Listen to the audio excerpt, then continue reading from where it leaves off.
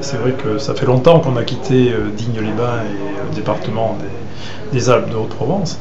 Et ça nous fait extrêmement plaisir parce qu'on avait été plus ou moins écartés indirectement, mais on tenait quand même à revenir sur Digne et sur la région, et même aussi sur le département voisin du 05, même si on ne fait pas d'épreuve spéciale cette année. Mais je crois que c'est la première marche qui va nous permettre de revenir complètement sur les départements alpins.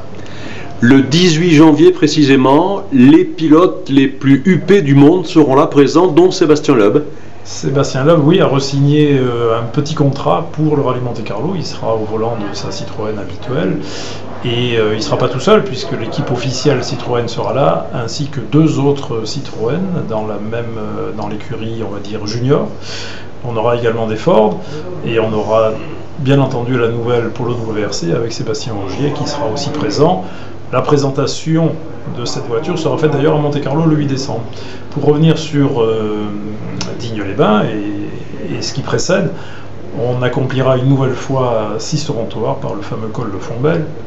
Alors c'est une épreuve qui a posé quelques soucis dans le passé pour des raisons, je dirais, sécuritaires, mais maintenant avec le personnel que l'on a en place et qui sera mis en place, on ne devrait plus avoir de soucis de public qui s'amoncelait, on va dire, sur les dernières épingles verglacées du col de Fontbelle. Le 18 janvier, qu'est-ce qui va se passer à Digne-les-Bains sur ce fameux pont Alexandra Davinel? Alors, les concurrents qui auront terminé l'épreuve passeront naturellement par cette liaison qui doit les amener sur la route de Nice pour rentrer sur Monte-Carlo. Et sur le pont Alexandra Davinel, la municipalité mettra en place un aménagement particulier qui permettra donc aux spectateurs de voir passer toutes les voitures de course, et même celles des organisateurs, au préalable, pratiquement à toucher les voitures, puisque la voie sera réservée exclusivement aux voitures de course et à leurs véhicules d'assistance éventuellement. On n'oublie pas non plus le 31 janvier, le passage des concurrents du rallye Monte-Carlo historique cette fois-ci. Oui, l'historique. L'historique, c'est la 16e, 15e ou 16e édition qui rassemblera, on l'espère, plus de 300 concurrents. La clôture des inscriptions a lieu dans 2 jours. On est déjà à 270, donc on espère bien en avoir 300.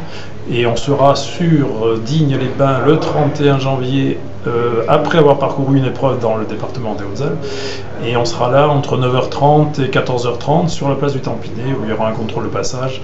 Et là, tout le monde pourra approcher les voitures au plus près, ce qui est, je dirais, exceptionnel, puisqu'on aura l'occasion de fêter les 40 ans de la victoire d'Alpine Renault avec les pilotes de l'époque au volant des voitures de la même époque.